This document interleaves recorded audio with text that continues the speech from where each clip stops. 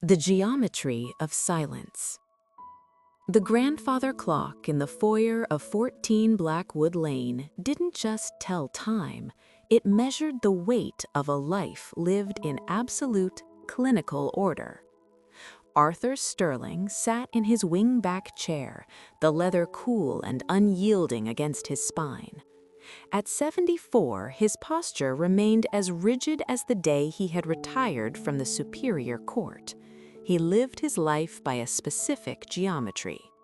The tea kettle whistled at precisely 7 a.m., the morning paper was folded into 3 equal sections, and the silence of his vast Vermont estate was never, under any circumstances, interrupted. To the world, Arthur was a man of integrity. To himself, he was a man who had successfully outrun the messy, unpredictable vibrations of human emotion. He called it peace. A more honest man might have called it the grave before the soil. Outside, the first frost of November had begun to crystallize on the window panes, blurring the sharp edges of the pine trees. Arthur stared at the glass, his reflection thin and silvered. He was thinking of a word that had been haunting his sleep lately: karma. He didn't believe in the mystical version of it, the cosmic scales or the reincarnation into a beetle. No, Arthur believed in the legalistic karma of the soul. He believed that if you spent 40 years stripping the world of its color to find the truth, eventually the world would return the favor. It would leave you in a house of gray shadows, with no one to call when the heater groaned in the basement, or when the chest pains flared like a dying ember. He picked up a crystal glass of scotch. The ice clinked, a sharp, lonely sound. "Order," he whispered to the empty room. "I chose order." But the house seemed to sigh in response. The dust motes dancing in the lamplight were the only things moving. His children were a series of polite, quarterly phone calls from distant time zones. His wife, Martha, had died 8 years ago, taking the smell of lavender and the sound of humming with her. Arthur had managed her funeral with the same efficiency he used for a high-profile sentencing. He hadn't cried, he had simply closed the ledger. Suddenly, a sound fractured the geometry. It wasn't the wind, it wasn't the settling of the floorboards. It was a rhythmic, metallic tink, tink, tink coming from the porch. Arthur froze. His heart, usually a slow and steady metronome, gave a frantic thump. He set his glass down, the liquid swirling dangerously near the rim. He stood, his joints protesting with a dry creak, and walked toward the heavy oak door. He swung it open, prepared to scold a stray animal or a neighborhood prankster. Instead, he found a girl. She couldn't have been more than 9. She wore a bright yellow raincoat that was far too large for her, the sleeves rolled up in thick, clumsy cuffs. She was kneeling on his porch, holding a small copper wire and a handful of discarded bottle caps. She didn't look up at the towering, stern man in the doorway. She was staring at the gap between the floorboards. "You're disrupting the resonance," she said. Her voice was flat, devoid of the usual melodic lilt of childhood, yet it possessed a strange, grounding authority. Arthur blinked, his judicial mask slipping. "I beg your pardon? Who are you, and why are you trespassing on my property?" The girl finally looked up. Her eyes were an unsettling, brilliant shade of amber, wide, unblinking, and entirely unimpressed by his stature. "I'm Clara." She held up a rusted bottle cap as if it were a holy relic. "And I'm not trespassing. I'm collecting the echoes. This house is very loud, you know. Even when it's quiet, it's screaming." Arthur felt a chill that had nothing to do with the November air. For the first time in a decade, the silence of 14 Blackwood Lane felt less like a sanctuary and more like a held breath. "There are no echoes here, child," Arthur snapped, though his voice lacked its usual bite. "Go home, it's dark." "I can't go yet," she replied, turning back to the porch floor. There's a piece of a song stuck under your house. If I don't get it out, you'll never be able to sleep." Arthur opened his mouth to order her off his land, but the words died in his throat. In the dim light of the porch lamp, he saw her hands, small, stained with rust, and trembling slightly from the cold. They reminded him of someone, a face from a courtroom 20 years ago, a face he had spent a lifetime trying to forget. The first thread of the invisible web had been pulled. The intruder of light. Arthur did not invite her in.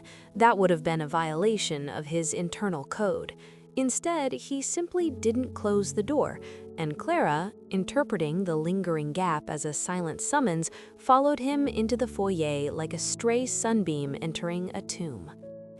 The interior of the house was a cathedral of mahogany and silence. Clara's yellow raincoat was a violent, joyful insult to the muted browns and grays of the room. She stood on the Persian rug, her boots leaving tiny, damp crescents on the wool.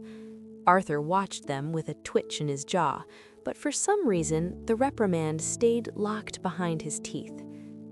"You're tracking in the outside," he said, his voice sounding thinner than usual. "The outside is just the inside without a ceiling," Clara replied, her eyes scanning the floor-to-ceiling bookshelves. She walked toward a glass display case containing Arthur's collection of antique pocket watches, relics of a time when precision was his only god. "Why do you have so many clocks if you're the only one here to see them? Time doesn't need to be watched that closely. It knows what it's doing." "Order requires measurement, Clara. Without time, there is chaos. Without chaos, there is peace."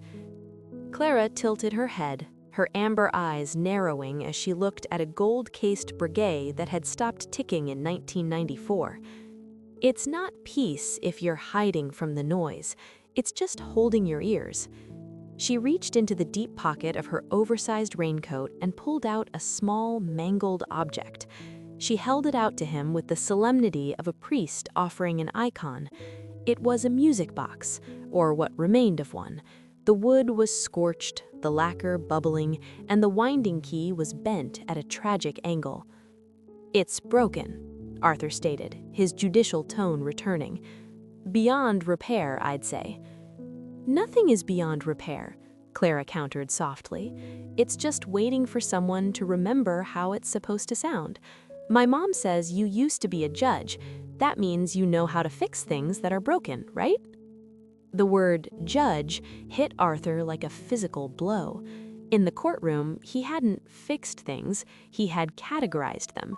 He had placed people in boxes of guilty or innocent, lawful or criminal. He had never considered the glue that held the pieces together. "I didn't fix people, Clara. I applied the law. There is a difference." "Well," she said, stepping closer and placing the charred music box on his pristine mahogany side table, "the law sounds boring. This music box belongs to the lady in the blue house down the hill. Her house had a fire. She's sad because this was the only thing that remembered her mother's voice." Arthur looked at the blackened box. He knew the lady in the blue house, Mrs. Gable. He had once ruled against her husband in a property dispute that had bankrupted their small farm. He remembered Mr. Gable's face, not angry but hollowed out, a man who had lost his grounding. The echo Clara had mentioned earlier suddenly felt very real. "I am not a mechanic, child. I don't have the tools for this." "You have hands," Clara said, looking at his long, aristocratic fingers, "and you have the quiet. You need the quiet to hear the gears. I'll come back tomorrow to see if you found the song." Before Arthur could protest, before he could tell her that he didn't want her music box, or her company, or her haunting observations, she was gone. The heavy oak door didn't slam. It clicked shut with a softness that felt heavier than a crash. Arthur stood alone in the foyer. The yellow raincoat was gone, but the damp crescents remained on the rug, and the charred music box sat like a dark coal on his expensive table. He reached out, his hand trembling slightly, and touched the bent winding key. For the first time in years, the grandfather clock's ticking didn't sound like order, it sounded like a countdown. That night, Arthur didn't drink his second scotch. He sat in the dark, the music box in his lap, listening to the Vermont wind howl through the eaves. He realized with a start that he didn't know the Gables' first names. He had only ever known them as the defendants. Karma, he realized, wasn't just about what you did. It was about what you chose not to see. The Ledger of Debts. Sleep did not come for Arthur that night. Instead, he found himself in his study, a room lined with leather-bound law books that felt more like a mausoleum than a library. The charred music box sat under the harsh beam of his desk lamp. In the unforgiving light, it looked even more hopeless, a skeleton of wood and rusted steel. Arthur opened the bottom drawer of his desk. There, tucked behind files of pension plans and estate deeds, was a series of personal journals he hadn't opened in decades. These weren't diaries of feelings, they were his ledgers of logic. He pulled out the volume marked 1998 to 2002. He flipped through the pages, his eyes scanning his own precise architectural handwriting until he found it. Gable versus Northeastern Development. He remembered the case now, rising from the ink like a ghost. Mr. Gable had been a man of the soil, a farmer whose family had held their land since the late 1800s. A technicality in a deed transfer from 40 years prior had left a 3-acre strip, the heart of the farm, vulnerable. The development firm had the better lawyers and the tighter paperwork. Arthur had sat on the bench, looking down at Mr. Gable's calloused hands. He remembered the man's eyes, the same hollowed-out look Clara had described. Arthur had ruled for the developers, not because it was right, but because the law, in its cold, unyielding geometry, demanded it. He had prided himself on that ruling. The law is a machine, he used to tell his students. It does not feel, it only functions. Now, the functioning of that machine sat on his desk in the form of a burnt music box. "Is this the echo, then?" Arthur whispered. He picked up a small jeweler's screwdriver, a tool he had used once to maintain his clocks, and began to carefully pry the scorched casing of the music box away. His hands, usually steady as a surgeon's, felt clumsy. He was out of his depth. He wasn't interpreting a statute, he was trying to touch a memory. As he worked, a memory of his wife, Martha, flickered in his mind. She had always told him, "Arthur, you have a brilliant mind, but you use it like a shield. One day you'll find that a shield is a very lonely thing to hold." He had laughed it off then. Now, at 3 a.m., with the house groaning under the weight of a winter wind, the shield felt heavy enough to crush him. Inside the music box, the mechanism was choked with soot and melted lead. The cylinder, which held the tiny pins that plucked the music, was jammed. It was a mess of friction and filth. He spent hours cleaning it. He used a fine brush to whisk away the ashes of Mrs. Gable's history. With every stroke, he felt a strange, uncomfortable sensation in his chest, a loosening of a knot he hadn't known was tied. He wasn't just cleaning a machine, he was unearthing a person. As the sun began to bleed a pale, watery gray over the Vermont hills, Arthur finally managed to free the cylinder. He took a pair of needle-nose pliers and began the delicate, agonizing process of straightening the bent winding key. Clink. The metal groaned. If he pushed too hard, it would snap, and the song Clara spoke of would be lost forever. He held his breath, the sweat beading on his forehead despite the chill of the room. He thought of the Gables. He thought of the hundreds of names in his ledgers, people who had left his courtroom with their lives fractured by his perfect logic. Was this how karma worked? Was it giving a man who had spent his life breaking things a single chance to mend something small? Finally, the key straightened. It wasn't perfect, but it was functional. He turned the key once, twice, 3 times. The gears groaned. A tiny metallic ping echoed in the silent study. Then another. It was hesitant, stumbling, and out of tune, but it was there, a ghost of a melody, a lullaby that had survived a fire. Arthur sank back into his chair, his heart racing. He realized he was crying, not the loud, racking sobs of the heartbroken, but the quiet, leaking tears of a man who has finally allowed a single crack to form in his armor. A knock sounded at the door, not the front door this time, but the door to his study. He looked up. Clara was standing there, her yellow raincoat replaced by a thick, hand-knitted sweater. She didn't ask how he had gotten in. She simply walked to the desk and listened to the halting music. "You found it," she said softly. "It's a bit bruised, isn't it?" "It's seen better days," Arthur said, his voice thick. "We all have," Clara replied. She looked at him, and for a moment the age gap between them seemed to vanish. But the song is still there. That's what matters. Are you ready to go give it back?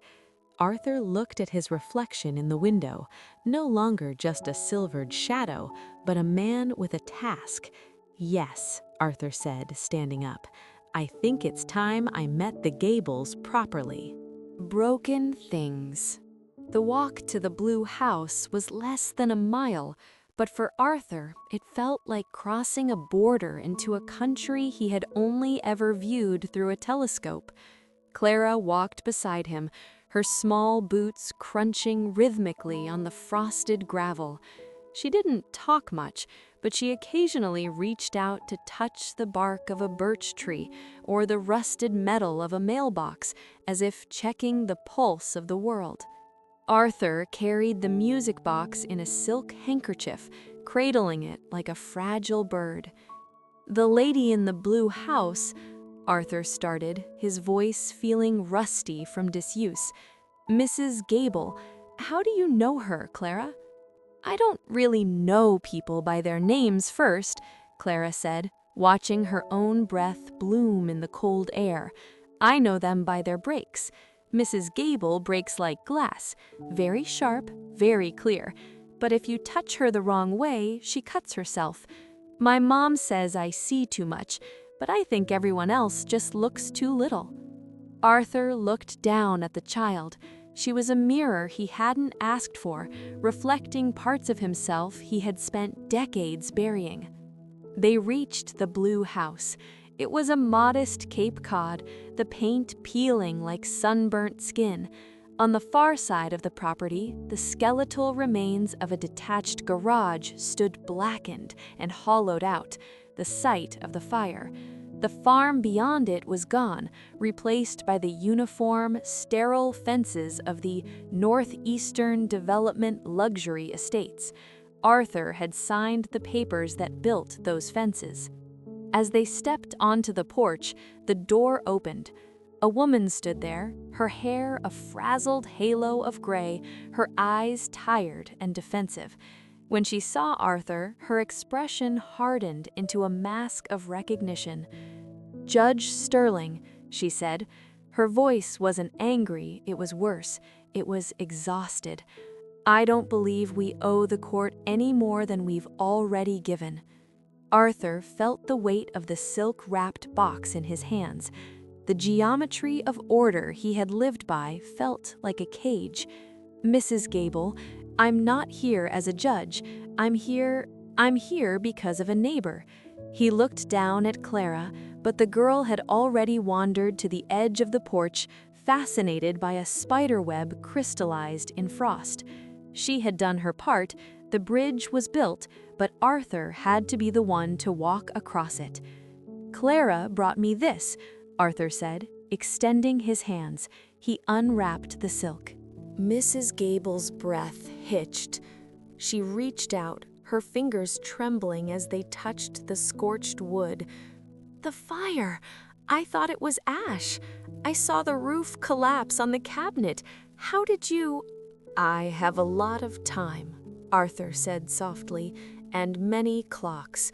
I know how gears work, though I'm beginning to realize I know very little about the things they're meant to drive."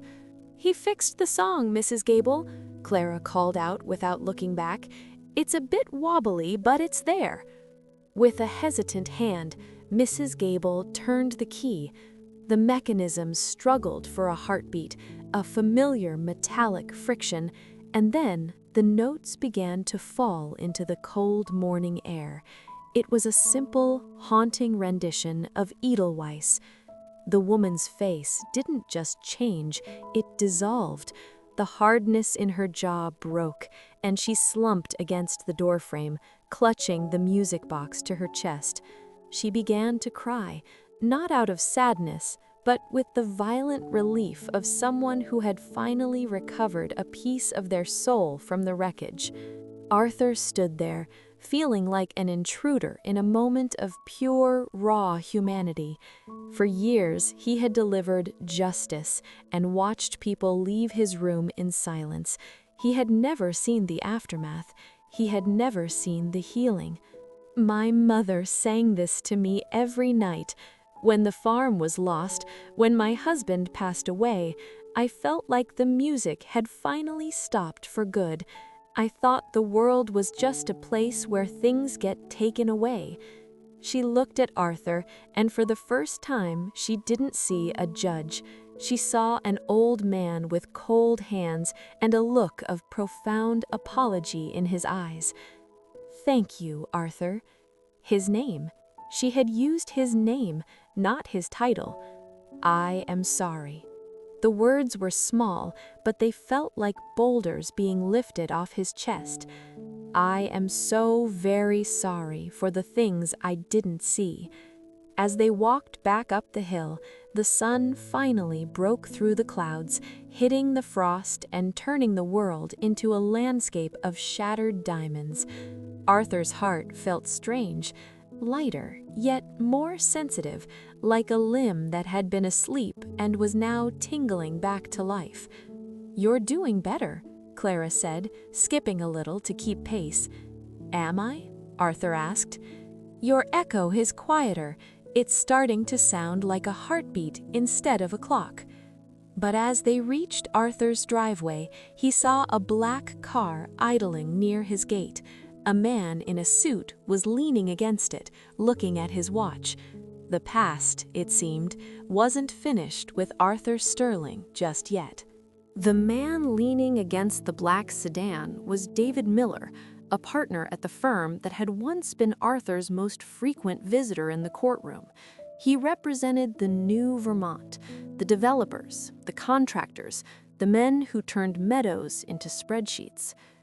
"Judge Sterling?" David said, his smile as polished as his shoes. "I've been calling. Your land, the North Ridge, we're finally ready to break ground on the Phase 3 heights, but we need your signature on that easement agreement we discussed last year." Arthur looked at David, then at the black car, then back down at Clara. The transition was jarring. He had just come from a house where a single music box was worth more than a farm. Now he was being asked to sign away more of the horizon for a strategic partnership. "The easement?" Arthur said, his voice flat. "The one that cuts through the old creek bed?"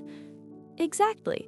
It's a formality, really. It will increase your property value by 20%. Clara had stopped skipping. She was staring at David Miller with that unblinking amber intensity. "You smell like cold metal," she said suddenly. David blinked, his smile faltering. I'm sorry? Whose child is this, Arthur? She's a neighbor, Arthur said, his hand instinctively moving to rest on Clara's shoulder. The contact surprised him. It was the first time he had initiated a touch in years. And she's right. The easement would divert the runoff directly into the Gables' lower pasture. It would flood what's left of their garden. David laughed, a dry, dismissive sound. Arthur, we've been over this. The Gables are a non-factor. The legal precedent is already set. By you, if I recall. You handled the 1999 ruling. You've already established that the development's utility takes priority over antiquated deed claims. It was a mirror held up to his face, and the reflection was hideous. David wasn't a villain, he was just a student of Arthur's own school of logic. He was using Arthur's own perfect machine against the world. Just then, the sky, which had been a pale gray, finally surrendered. The rain didn't start as a drizzle, it fell in a sudden, heavy curtain, the kind of freezing November rain that turns the world into a blurred wash of charcoal and slate. "Let's step inside," David said, shivering. "I have the papers in my briefcase." "No," Arthur said. He stood tall, the rain beginning to soak into his wool coat, weighting him down. "I don't think I'll be signing anything today, David."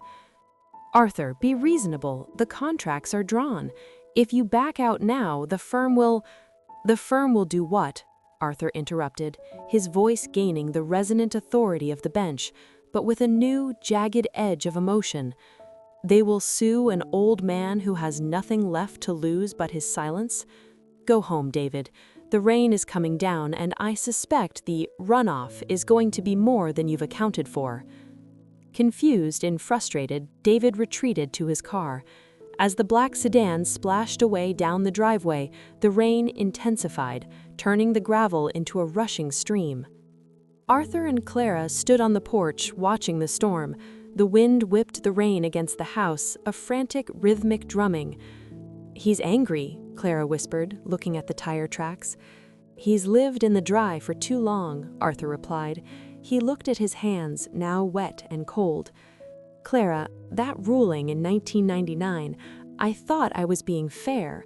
I thought the law was a line that couldn't be bent." "Lines are just for people who are afraid of getting lost," Clara said. She sat down on the porch steps, heedless of the spray. "But the rain doesn't care about lines. It goes where the hollows are. It fills the empty spaces." Arthur sat down beside her. His expensive trousers were ruined, his shoes were soaked, and his chest felt tight. But as he watched the water pour off the roof in silver sheets, he felt a strange sense of alignment. For the first time, he wasn't measuring the storm, he was in it. "Clara," he asked softly, "why did you really come to my porch yesterday?" The girl looked at him, her hair plastered to her forehead. "Because your house was the only one on the hill that didn't have any lights on, and I heard a sound coming from your chimney. It sounded like someone holding their breath for 20 years. I wanted to see if you were ever going to let it out." Arthur closed his eyes. The karma of rain wasn't a punishment. It was a washing away. He realized that the healing story wasn't just about Mrs. Gable's music box. It was about the judge finally learning that the most important verdict is the one you pass on your own soul. "I think," Arthur whispered, "I'm finally starting to breathe." But as the wind picked up, a branch snapped in the distance, a sharp, violent crack that echoed through the valley. Arthur looked toward the blue house. The runoff he had mentioned to David wasn't just a legal theory. With this much rain, the old creek, the one he had helped regulate, was going to rise. The invisible thread. The sound of the snapping branch wasn't an isolated event. It was the opening note of a symphony of destruction. In Vermont, when the ground is frozen and the sky opens up like a wounded vein, the water has nowhere to go but down. Arthur stood up, his knees popping like dry twigs. He looked toward the valley. The Gables house sat in a natural basin, a beautiful hollow that Arthur had once described in a legal brief as a topographical liability. Back then, it was just a phrase on a page. Now, it was a death trap for a woman who had just recovered her only reason to smile. "The culverts," Arthur whispered, his mind racing through the engineering maps he had approved for the development. They redirected the natural spillway. If the debris blocks the North Ridge pipe, all that water is headed straight for the Blue House. He turned to Clara. "Stay here. Go inside. The key is under the stone lion." "I'm coming with you," she said. There was no tremor in her voice. She looked at the rising water in the driveway not with fear, but with the focused intensity of a doctor examining a wound. "You can't see the threads in the dark, Arthur. I can." Arthur didn't argue. He ran to his garage, a place of pristine tools and a car that rarely saw mud. He grabbed a heavy iron crowbar and a high-powered flashlight. As they drove down the winding road, the headlights cut through the torrential downpour, revealing a world turned into a liquid nightmare. Mudslides were beginning to slick the pavement. When they reached the bottom of the hill, Arthur's heart sank. The new Vermont development sat high and dry on its artificial plateau, its storm drains gushing like fire hoses. But that water was cascading directly into the old creek bed behind the Gables property. A massive fallen hemlock had jammed against the mouth of the main culvert, creating a makeshift dam. A lake was forming where a garden used to be. Arthur parked the car and leaped out into the knee-deep water. The cold was instantaneous, a sharp, biting reminder of his own mortality. "Mrs. Gable!" he shouted, his voice swallowed by the roar of the rain. He waded toward the porch. The water was already lapping at the second step. Through the window, he saw her. She was standing on a chair, clutching the music box and a small bundle of clothes, her face a mask of paralyzed terror. "Arthur, look!" Clara shouted, pointing toward the woods. Through the trees, a figure was approaching from the opposite side of the creek.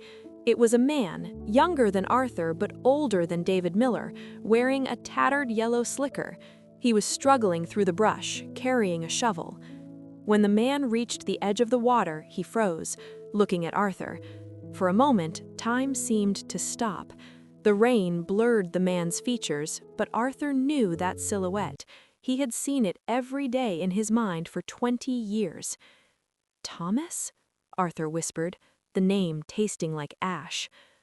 Thomas Gable, Jr., the son, the boy who had stood in Arthur's courtroom in 1999 and screamed that the law was a slow-motion murder. Arthur had held him in contempt of court. He had sent the boy to a county cell for 48 hours to cool off.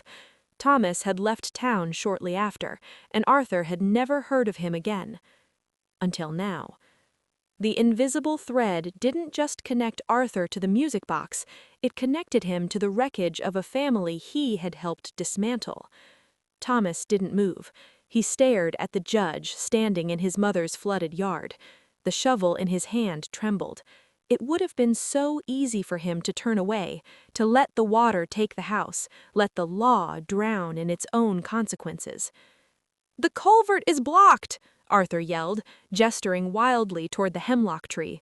"If we don't clear the branches, the house is gone." Thomas looked at the house, then at the man who had stolen his family's peace. The karma of the moment was a razor's edge. Clara stepped forward, her yellow raincoat glowing like a beacon in the dark. She didn't say anything. She simply reached out and touched the iron crowbar in Arthur's hand, then looked at Thomas. A bridge of silent understanding formed in the rain. Thomas plunged into the waist-deep water, his jaw set. He didn't come to Arthur to shake his hand. He came to save his mother. But he was working with Arthur. They reached the hemlock together. The pressure of the water was immense, pinning the tree against the concrete pipe. "On three!" Thomas roared over the wind. Arthur jammed the crowbar into the debris. He felt the raw power of the element, the weight of his decisions, the gravity of his age. He pushed with everything he had. He pushed for Martha, he pushed for the Gables, and he pushed for the cold, empty man he had been for 20 years. Crack. The dam broke. The water let out a primal howl as it finally found its path. The hemlock lurched forward, nearly dragging Arthur with it, but a strong, calloused hand grabbed his collar and hauled him back. Thomas held him for a second longer than necessary, making sure the old man had his footing. Then, without a word, he turned to run toward the porch where his mother was now opening the door. Arthur stood in the receding surge, drenched and gasping for air. His heart was hammering against his ribs, not with the metronome of order, but with the frantic, messy rhythm of a survivor. Clara appeared at his side, her amber eyes reflecting the light from the house. "You see?" she whispered. "The song is loud now." Arthur looked at the house. He saw Mrs. Gable fall into her son's arms. He saw the music box sitting safe on the porch railing. He had lost his dignity, his expensive coat was ruined, and his reputation as a detached observer was dead. He had never felt more alive. The art of forgiving oneself. The aftermath of a storm is never silent. It is filled with the sound of dripping eaves and the heavy, exhausted sigh of the earth. Inside the blue house, the air smelled of damp wool and wood smoke. Thomas had managed to get a fire going in the old hearth, the orange light flickering against walls lined with fading photographs. Arthur sat on a wooden stool by the fire, wrapped in a moth-eaten but warm wool blanket provided by Mrs. Gable. For the first time in his life, Arthur Sterling felt small. Not the small of insignificance, but the small of a single piece in a much larger, more beautiful puzzle. Thomas stood by the window, his back to the room. The tension in his shoulders was a map of 20 years of resentment. "Why were you even out here, Arthur?" he asked, his voice low, stripped of the rage he'd carried as a younger man, replaced by a weary curiosity. "You don't strike me as the type to go chasing floods." Arthur looked down at his hands. They were scratched, his fingernails stained with the silt of the creek. "I followed the light," Arthur said, nodding toward Clara, who was sitting on the floor, meticulously drying the damp keys of the music box with a corner of her sweater. "And I realized I've spent my life looking at the world through a thick pane of glass. I saw the shapes of people, Thomas. I saw the cases, but I never felt the wind." Thomas turned around. The firelight carved deep shadows into his face. "My father died believing you hated us. He thought you took the land because we weren't refined enough to belong in your version of Vermont." The words were a sentence more damning than any Arthur had ever passed. "I didn't hate you," Arthur whispered, his voice cracking. "It's worse than that. I didn't think of you at all. To me, you were a set of facts. I thought that by being impartial, I was being just. I didn't realize that justice without empathy is just a cold form of cruelty." A heavy silence settled over the room, broken only by the crackle of a hemlock log in the grate. Mrs. Gable walked over, placing a trembling hand on Arthur's shoulder. She didn't offer a grand speech of forgiveness. She simply handed him a mug of bitter black coffee. "The water is going down," she said softly. "The house stands. That's enough for tonight." Arthur realized then that forgiveness isn't a gavel strike. It isn't a document you sign or a decree you issue. It is a slow, quiet art. It is the decision to sit in the same room as your past and not run away. He looked at Clara. She was staring into the fire, her eyes wide and reflecting the embers. "Clara," Arthur asked, "what do you see in the fire?" "I see the things that don't burn," she replied without turning. "The memories stay, the love stays, the sorry stays. Everything else is just smoke." Arthur closed his eyes. He thought of his wife, Martha. He thought of the empty chairs in his dining room. For years, he had judged himself by his successes, his clean record, his high standing, his order. But sitting here, wet and shivering in the house of the people he had wronged, he realized his greatest success was this: the courage to be wrong. Karma hadn't come to take his house or his health. It had come to take his pride, and in its place, it had given him a mug of coffee and a seat by a fire. "I can't give you the land back, Thomas," Arthur said, looking the younger man in the eye. "The contracts are 20 years old, but I own the ridge above you. I was supposed to sign an easement today that would have destroyed this valley's drainage. I refused." Thomas leaned against the mantel, his expression softening, just a fraction. "And what happens when they come back with more lawyers?" "Then they'll have to deal with a judge who knows how to fight from the other side of the bench," Arthur said, a ghost of a smile touching his lips. "I may be retired, but I still know where the geometry is weak." For the first time, Thomas Gable Jr. nodded. It wasn't a friendship, not yet, but it was a truce. The invisible thread had been pulled tight, and it hadn't snapped. It had held. The final verdict. The following morning, the sun rose over a world that looked like it had been scrubbed clean. The air was crisp, smelling of wet stone and pine needles. Arthur returned to 14 Blackwood Lane not as a king returning to his castle, but as a man finally coming home from a long, cold war. He spent the morning in his study, but the ledgers of logic remained closed.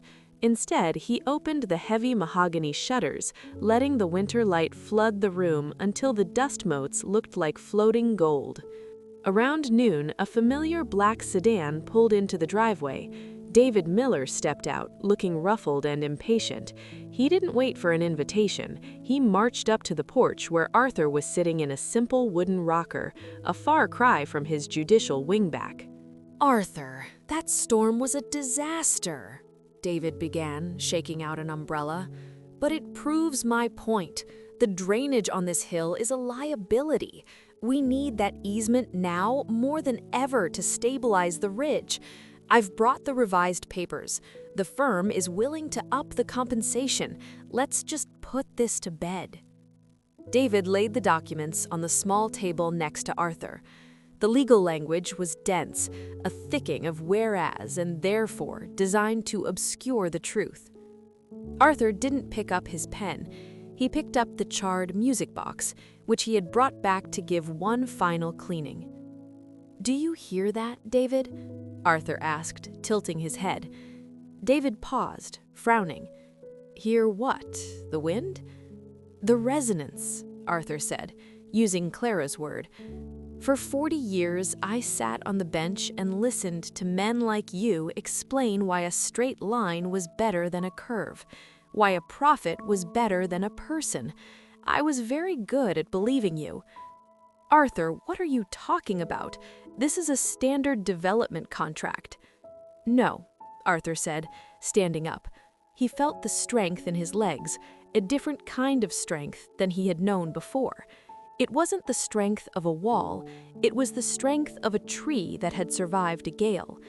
"This is a verdict, and I've reached a decision." He picked up the documents. David smiled, reaching for his gold fountain pen. Then, with a slow, deliberate motion, Arthur tore the papers down the middle, then again and again. The white fragments fluttered to the porch floor like the first flakes of a new snow. "You're out of your mind," he hissed, his face reddening. "The firm will tie you up in litigation for the rest of your life. You're violating a verbal commitment." "Let them come," Arthur said, his voice calm and resonant. "I've spent my life studying the law, David, but I've spent the last 48 hours studying justice. The two are rarely the same thing. I am placing the North Ridge into a permanent conservation easement. No one will build there. Not now, not ever. The water will go where it belongs, and the Gables will keep their peace. David Miller looked at the ruins of his contract on the floor, then at the old man who seemed to have grown 10 years younger in the span of a night. He realized there was no logic left to appeal to. Arthur Sterling had moved beyond the reach of the machine. Without another word, David turned and walked back to his car, his tires spitting gravel as he sped away. Arthur watched him go, feeling a profound sense of lightness. He turned to see Clara standing at the edge of the woods, her yellow raincoat a bright spark against the dark pines. She was holding a small bundle of wildflowers that had somehow survived the frost. "Is the courtroom closed now?" she asked, walking up the steps. "It is," Arthur replied. "The judge has retired. I think I'd like to be a neighbor now." He looked at his house, the big, silent mansion. It no longer felt like a monument to his career. It felt like a space that was waiting to be filled. "Clara," he said, "does your mother know how to bake?" "She makes pies that sound like a Sunday morning," the girl said with a grin. Tell her the Mon on the hill has a kitchen that has been quiet for too long, and tell her I have a music box that needs a proper home."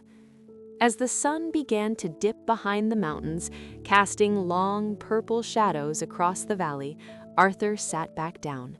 The grandfather clock inside struck the hour, but for the first time, Arthur didn't check his watch. He simply listened to the sound, letting it fade into the evening air until it was nothing more than an echo of a life that was finally, truly beginning. A new resonance. The weeks that followed were not filled with the grand gestures of a movie, but with the small, persistent miracles of a changing season.